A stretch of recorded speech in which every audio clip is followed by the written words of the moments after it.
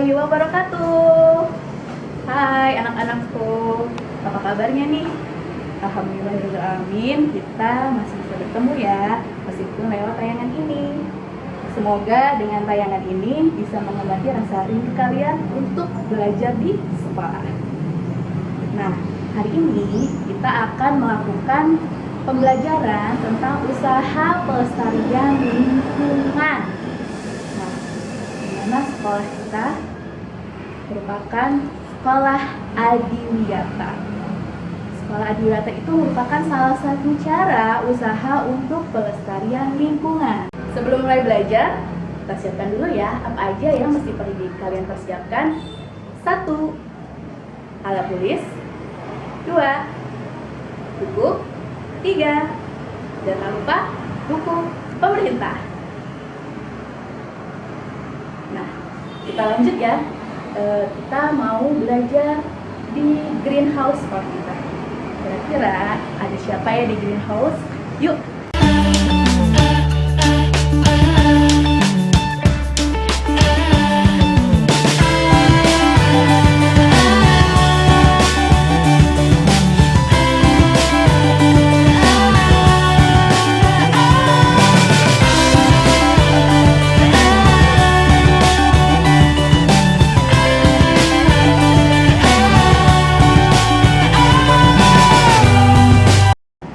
Selamat datang di Greenhouse SDIT Raudatul Jannah.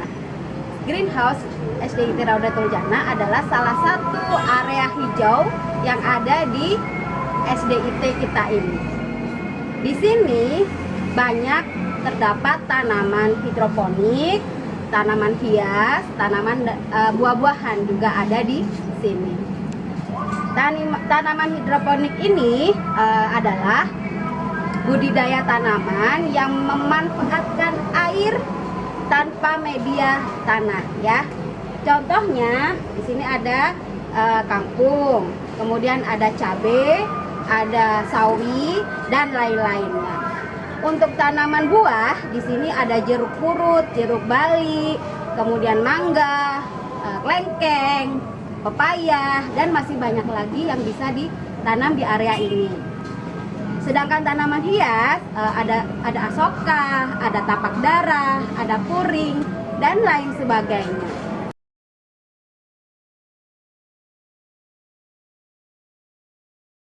Bagaimana sih cara merawat tanaman yang baik?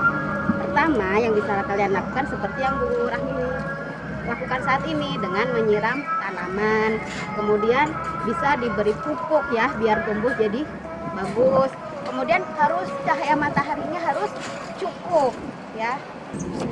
Saat kalian menyiram tanaman ini, air seperti apa sih yang bisa kalian gunakan untuk menyiram tanaman?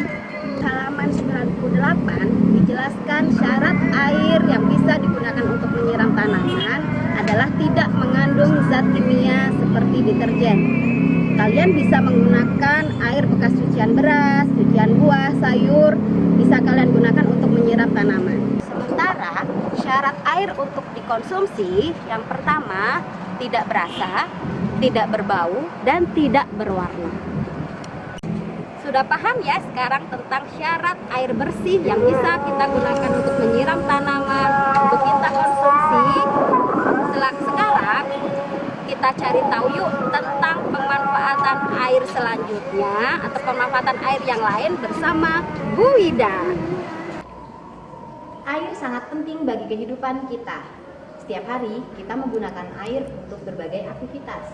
Di pembelajaran 1 bersama Bu Rahmi, kalian telah mengetahui syarat air untuk dikonsumsi dan juga untuk menyiram.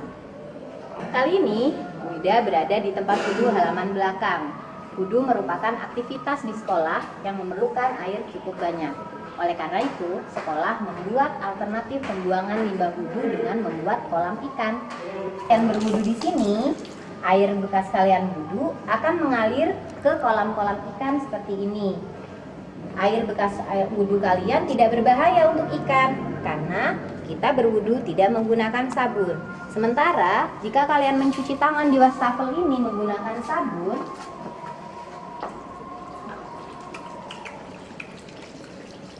air bekas cuciannya akan mengalir di selokan dan aliran air di bawahnya, sehingga deterjen ataupun sabun tidak akan mencemari kolam ikan, sehingga ikan aman tetap hidup di kolam ikan. Nah, anak-anakku, ternyata kita juga memperingati Hari Air Sedunia. Kapan dilakukannya? Bagaimana prosesnya? Yuk, kita ke perpustakaan untuk mengetahuinya.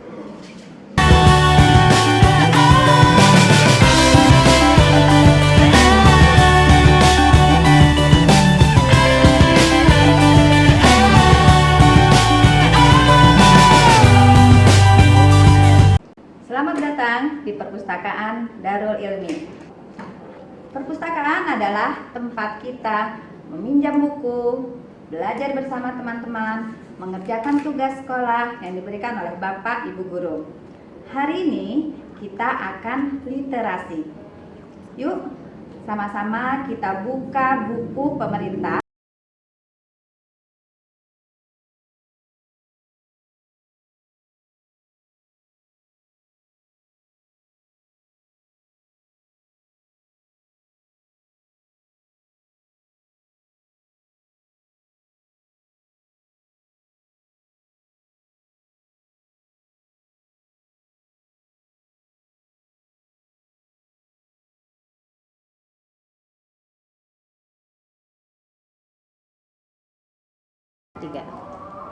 Sudah selesai membacanya? Yuk, sekarang kita sama-sama jawab pertanyaannya satu persatu. Pertanyaan pertama, pada setiap tanggal berapakah diperingati Hari Air Sedunia? Jawaban yang benar adalah Hari Air Sedunia diperingati setiap tanggal 22 Maret. Betul nggak? Yang kedua, faktor-faktor apa yang menyebabkan persediaan air bersih berkurang? Jawabannya, faktor-faktor berikut menyebabkan persediaan air bersih berkurang adalah: 1. Cadangan air tanah berkurang karena air hujan terus mengalir di permukaan tanah dan tidak masuk ke dalam tanah. Kedua, banyak pohon ditebangi sehingga tidak ada akar pohon yang dapat menahan air di dalam tanah. Yang ketiga, lahan-lahan hijau berubah menjadi kawasan pemukiman dan industri. Sudah? Sekarang kita masuk ke pertanyaan ketiga. Apa akibat kekurangan air bersih? Jawabnya, karena kebutuhan manusia akan air bersih tidak tercukupi. Hasil panen berkurang dan banyak hewan yang mati.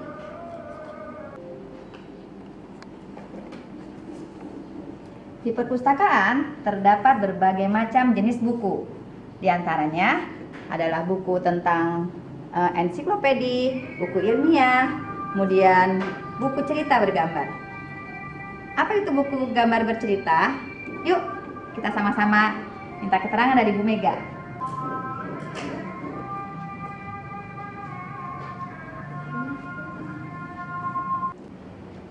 Nah, tadi Bu Susan sudah menjelaskan tentang literasi. Nah, tadi Bu Susan juga bilang kalau di perpustakaan banyak sekali buku-buku. Nah, salah satunya adalah buku tentang cerita bergambar.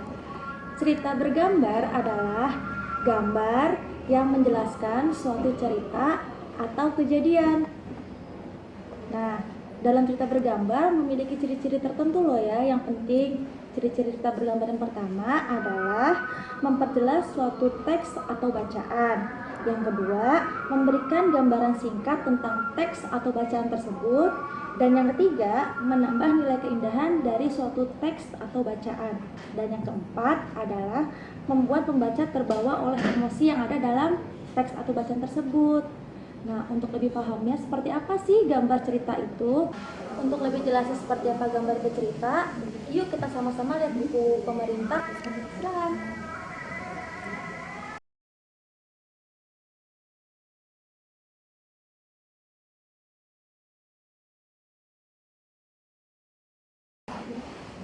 Nah, setelah kalian lihat contohnya, sekarang kalian punya tugas nih untuk di rumah. Yang pertama, kalian buat gambar bercerita berdasarkan 3 tema yang ada di halaman 109. No.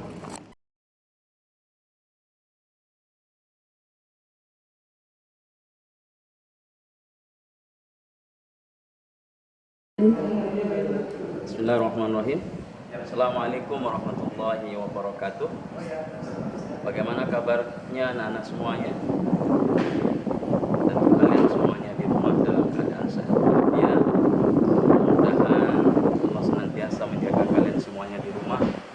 Jangan lupa untuk senantiasa berdoa agar kalian dijaga oleh Allah dan diselamatkan oleh Allah dari segala macam bentuk penyakit yang membahayakan. Dan jangan lupa pula untuk mendoakan Bapak Ibu guru supaya Bapak Ibu guru kalian semuanya juga dalam keadaan sehat walafiat. Baik anak-anakku, tadi sudah disampaikan tentang tema pemanfaatan air ya. Di dalam Al-Quran banyak sekali Allah menjelaskan tentang manfaat daripada air itu sendiri.